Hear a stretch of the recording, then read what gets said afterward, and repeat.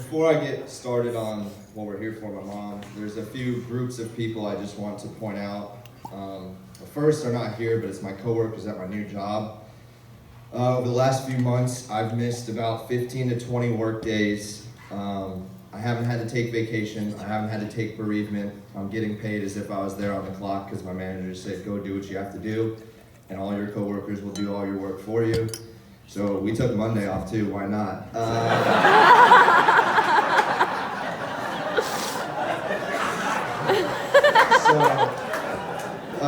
The second group is my new family. They lost someone last week too. My grandfather-in-law passed away. And when my wife and I went there, even though my mother-in-law had just lost her father and my grandmother-in-law had just lost her husband, the first thing they said to me was about my mom. And everybody else at that funeral, the first thing they said to me was about my mom. And that's just the type of family they are. And I'm so grateful that I have them. And, while it's weird to say it was the right timing, I needed to have you guys in my life while I'm going through this. So thank you. The last group is my friends throughout this past year. They've been extremely supportive of me, of Nicole. One of them I'd like to point out, mostly because he's here. The second reason, because he asked me to last night. But the honest main reason is Dylan, of all my friends, and they've all been great, you have been far and away the most supportive through the entire year. You were the first friend to call me when we got the news. And then, I don't know the exact timing, but it was only about a week later that he just called me up and said, how would you like it if I came down and we watched the NCAA tournament together? Now for you guys, that might be an easy move. That's a power move, a lot of money going into that when we don't have a lot. And so he just dropped his time, took off work, spent the money to come be with me. And that was the first sense of normalcy and kind of joy I had after the news of my mom's diagnosis. And then a year later, it's just kind of coincidence, but my mom passed away. And a week or two later, Dylan was down in Austin, Texas this time, watching the NCAA tournament again with me. So Dylan, thank you. Thank you for being there.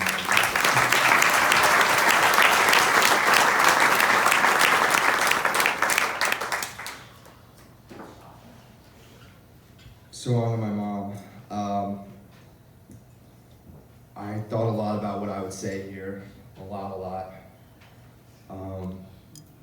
The first things that came to my mind, they were all the standard stories. She'd give the shirt off her back, she would make you laugh, she would this and that, and some of them sounded cliche, and I didn't want to just tell another story that anybody could tell about their mom when, it's their funeral.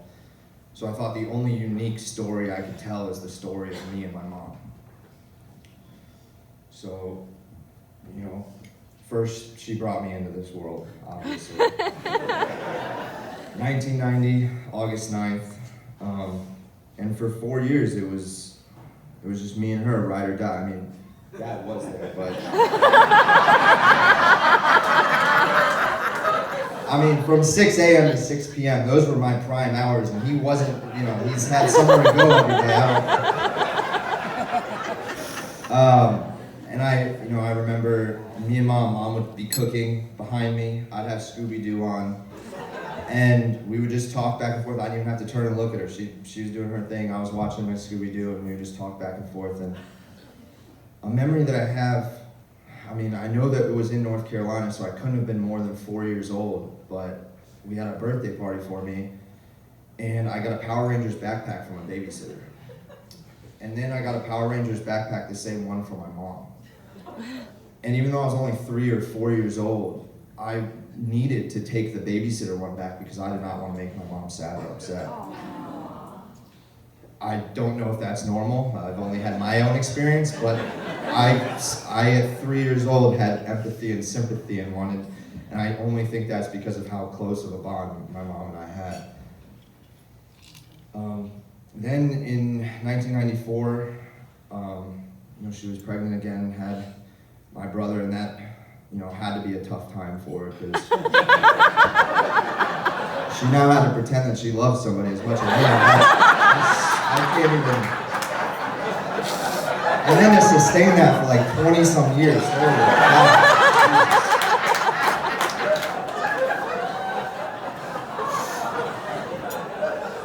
Honestly, I didn't want to do jokes and stuff, but he had a good 15 minutes of roasting me at my wedding, and since he's not getting married anytime soon, I thought this might be my only chance.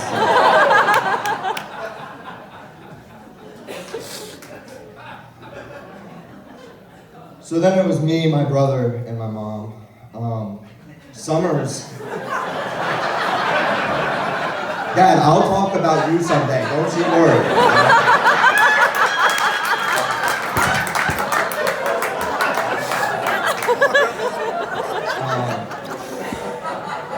So we would go to Curry Beach for summers, and he had to work. So it really was just the three of us for months at a time on our summer breaks, on our vacations. And a lot of events happened there that she continued to shape who I was.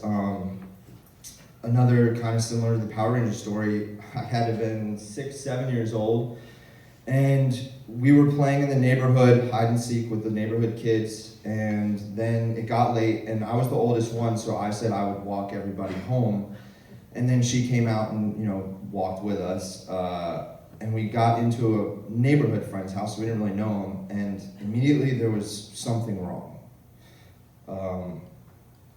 Even though, I was only 6 or 7 years old, I felt the presence from my mom that just something was wrong.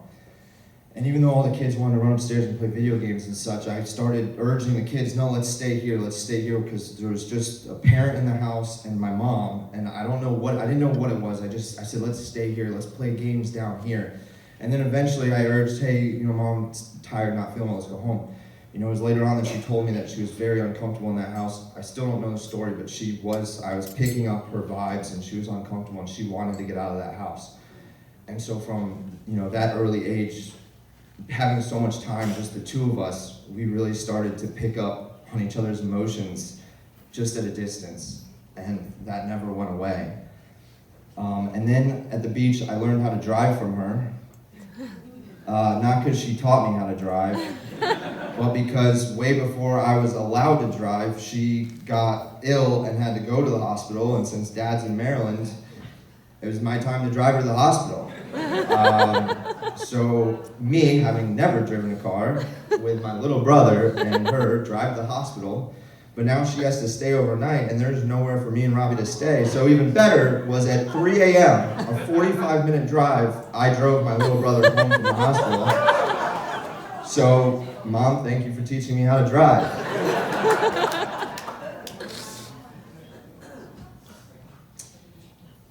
And then,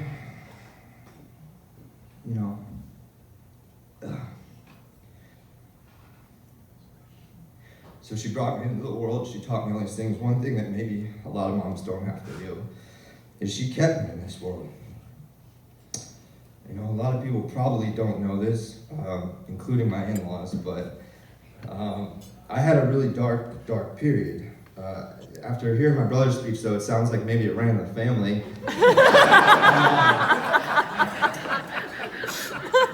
I had dropped out of college, went home, and I wasn't happy. And I was doing things to make myself even less happy. Alcohol, drugs, anxiety. There was a world of issues that were just kind of going in a bad direction. And I had a lot of support from friends and, of course, my entire family, but it was my mom.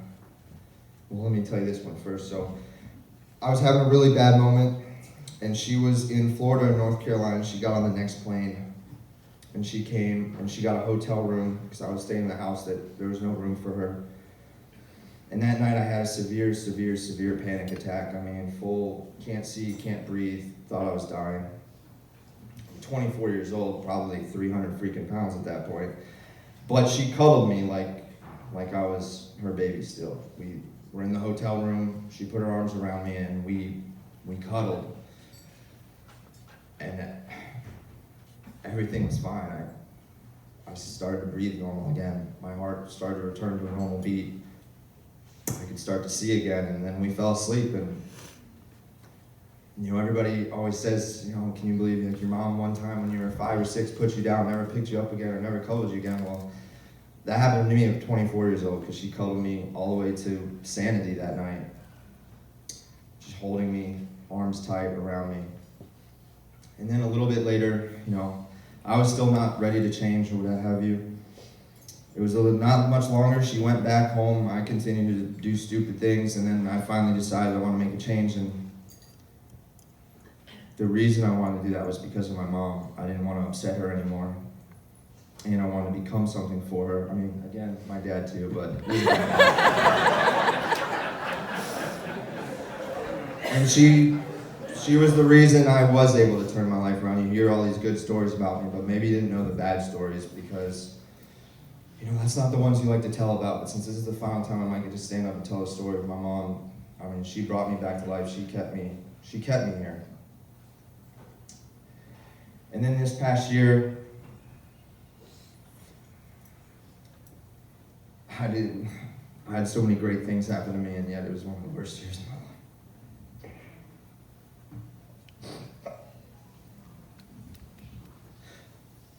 Everybody else in my family could handle it better than I could. I feel guilty, but I couldn't look at my mom at the end because it hurt me so much.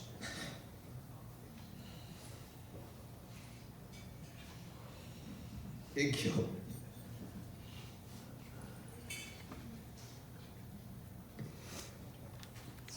But then, Duke was playing at North Carolina. It sounds like a joke. It's not like a joke.